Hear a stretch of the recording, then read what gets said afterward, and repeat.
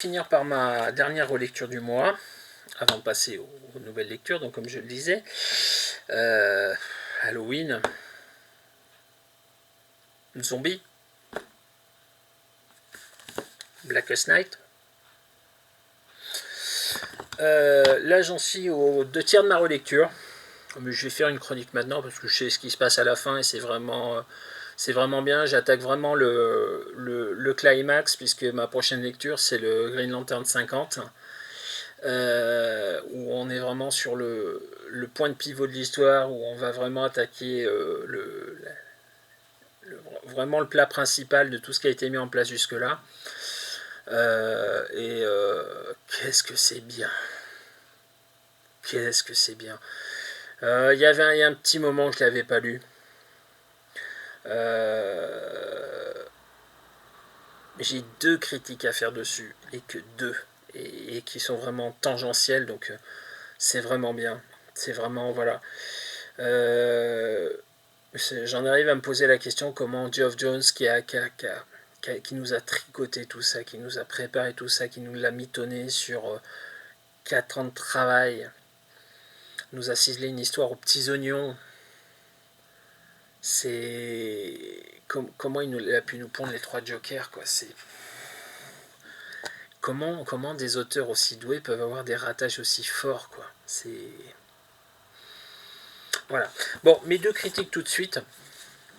Alors c'est une critique qui est récurrente chez moi, vous le savez. La mini-série Blackest Night est dessinée par Ivan Reis et la série Green Lantern est dessinée par Doug Mahnke. Et je trouve que leurs 2 styles ne s'harmonisent pas.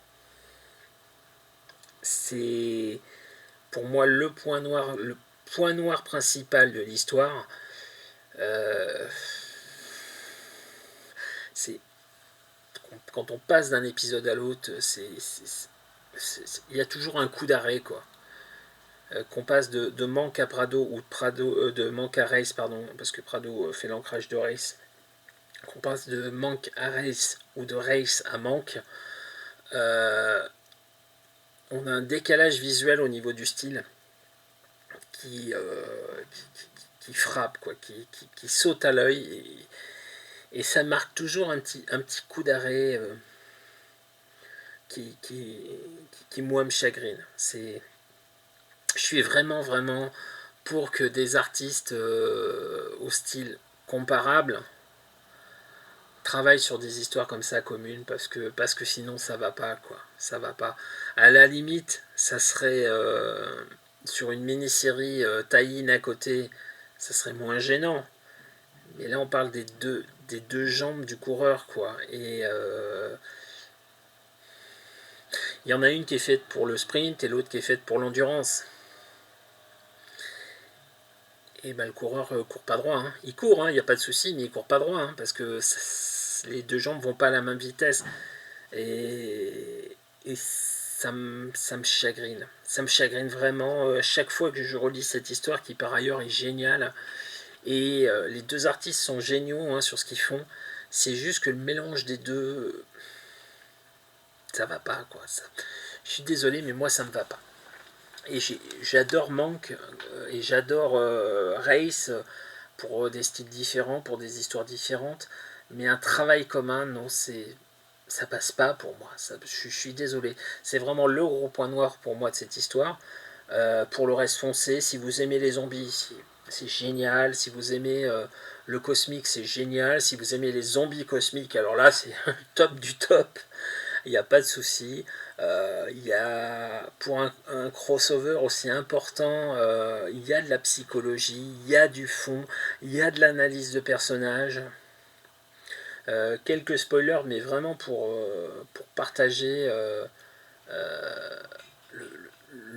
le travail de fond de Geoff Jones sur cette histoire allait déterminer que le sentiment profond de Lex Luthor, c'est l'avarice.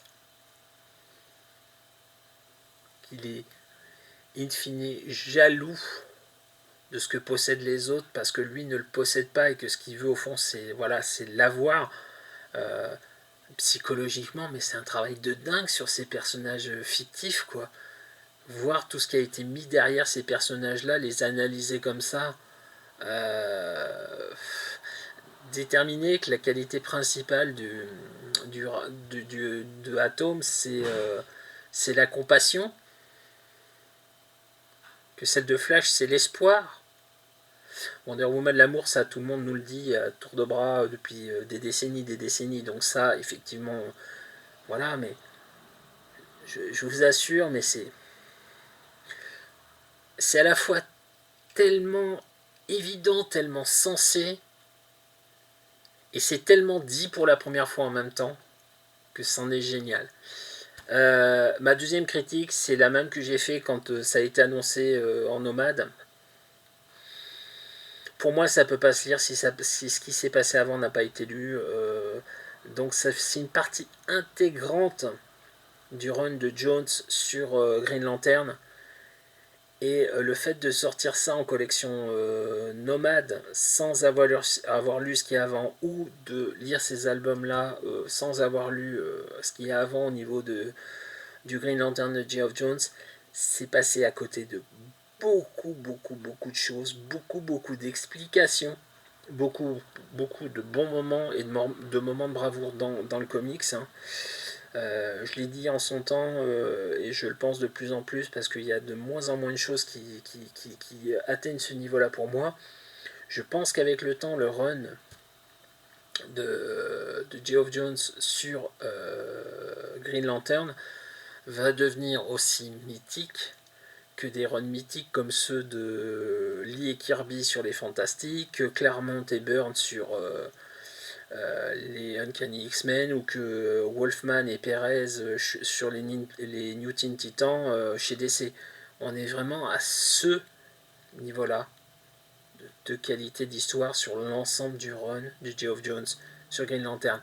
Et c'est ce pourquoi c'est aussi décevant d'avoir lu 3 Jokers 20 ans après, quoi. Où est passée son inventivité, sa générosité et surtout son fil conducteur? C'est Blackest Night, j'ai hâte de finir de le lire. Une fois que j'aurai fini, je passerai à autre chose. Hein. Mais c'était un vrai bonheur de se faire un plaisir coupable de relecture pour Halloween. A tout de suite pour les nouvelles lectures.